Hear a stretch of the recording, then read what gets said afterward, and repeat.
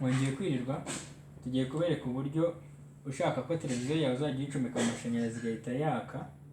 Uko wabigenza, ufata telekomande yawe ugakanda source, ugakanda kode 208, ukaza ukareba handitse special set,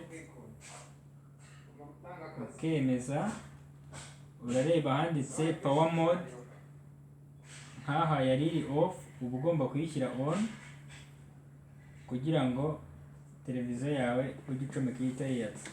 Ugakora exit, warangiza iyo ucomokoye, mu gihe cyose ucometse televiziyo, igihe cyose uyicometse iba igomba guhita yiyatsa.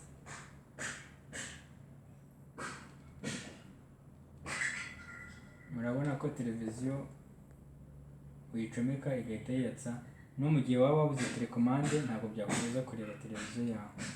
Murakoze.